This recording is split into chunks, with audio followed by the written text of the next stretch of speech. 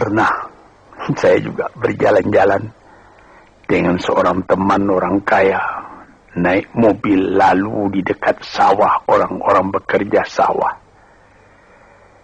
Ketika itu hari kira-kira pukul 12.30 hari, saya melihat bagaimana sesudah membajak sawahnya, orang yang punya sawah tadi makan, dibawakan oleh istrinya dari kampung di dalam besek nasi yang akan dimakan oleh suaminya, dimakan oleh suaminya itu. Sehingga kawan saya yang punya mobil tadi menjadi dalam hatinya itu seakan-akan iri. Saya yang tinggal di gedung besar, di rumah besar, mempunyai mobil beginian, tidak merasa enak makan seperti itu, katanya. Coba Tuhan, berapa nikmat Allah. Maka itu kita kembali kepada pangkal kaji tadi. Wa in syakartum la azidannakum. Apa nikmat yang telah diberikan oleh Allah Ta'ala, syukurilah. Apabila itu engkau syukuri, badanmu sehat, hatimu senang, dadamu lapang, dalam hal itu insya Allah Tuhan memberikan lagi tambahan nikmat itu. Wala in kafartum, tetapi jikalau engkau lupakan nikmat itu, itu namanya sama dengan kafir. Melupakan nikmat itu sama kafir. Sebab kafir itu ada namanya kafir inad, kafir juhud, kafir nikmat.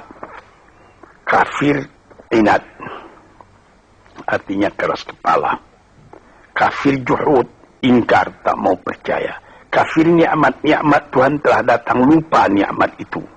Itu juga termasuk kafir namanya.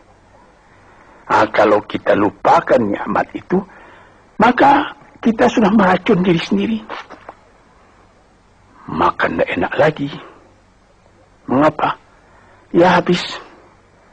Rumah sewa saya sudah 40 pintu banyaknya.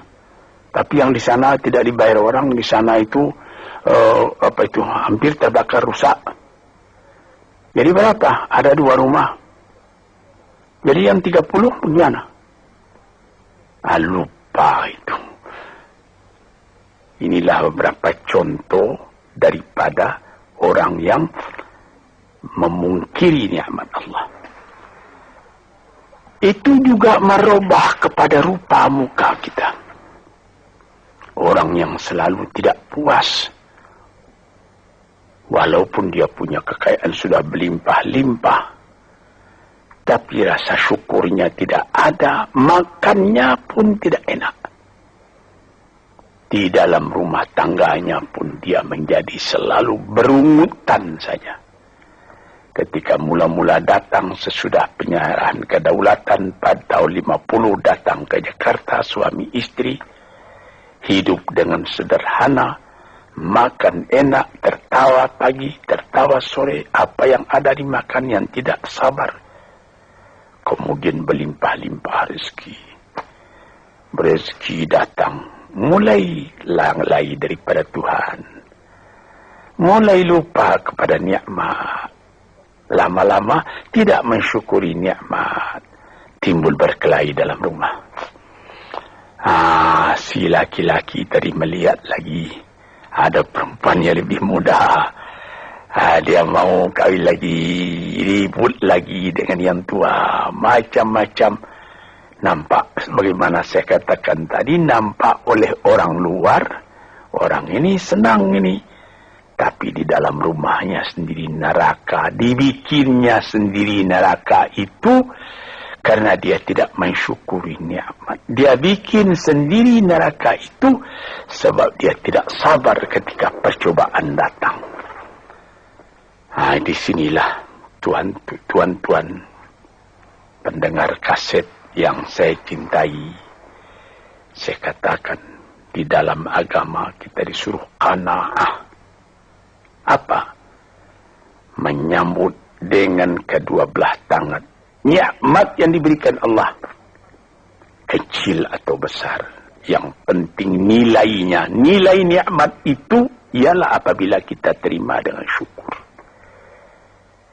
Dan kalau percobaan datang, kita tabahkan hati, kita sabar. Percobaan itu banyak, harta, berniaga rugi, istri atau anak yang dicintai mati misalnya, dan lain-lain sebagainya. Kita sabar menerima itu, kita tabah menerimanya, sehingga kita tidak goyang. Ketika nikmat datang, kita syukur, jadi kita tidak sombong. Ketika percobaan datang, kita sabar, jadi kita tidak bingung. Kita punya hidup selalu tenang.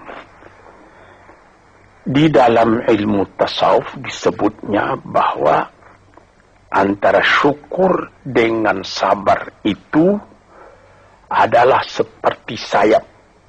Sayap sebelah kanan syukur, sayap sebelah kiri sabar. Kalau patah salah satu dari dua sayap itu, kita jatuh, tidak bisa kuat lagi. Jadi sebagaimana kapal terbang juga mempunyai dua sayap. Kalau patah satu, lebih baik lekas berhenti, jangan berlayar lagi, nanti bahaya besar jatuh, membawa jatuh kita. Para pendengar, disinilah yang jadi tiang dari kehidupan kita, sehingga menjadi kita normal. Sebagaimana pernah juga saya katakan, kerusakan atau seperti radio korsleting yang terjadi antara sabar dan syukur ini bisa jadi penyakit. Mulanya penyakit batin, kemudian menjadi penyakit badan. Ada orang, itu saya pernah mengatakan tempoh hari ini dalam salah satu kuliah di kaset ini, psikosomatik. Dilihat penyakit, diperiksa, dianalisa oleh dokter. Asalnya dari kecewa. Ada orang, anaknya menyakitkan hatinya, karena anak itu juga jadi fitnah dalam kehidupan. Diharap akan begini, rupanya jadi begitu. Diharap akan taat, rupanya maksiat. Lama-lama dipendam penyakit itu dalam hati, berubah kepada badan sendiri. Kadang-kadang sakit jantung, kadang-kadang eksim, kadang-kadang kudis. Ajaib. Rupanya perjalanan darah diganggu oleh tekanan jiwa. Tekanan jiwa mengganggu tekanan jantung. Tekanan jantung mengganggu tekanan darah. Tekanan darah menjadikan penyakit basil pada badan.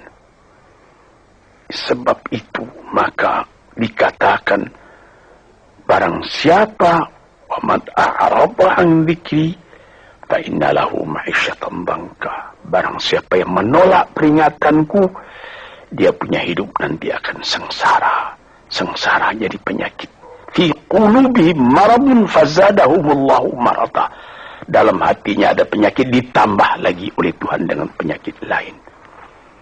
Diperiksa oleh dokter, badanmu tidak sakit, ini pikiranmu yang sakit. Macam-macam.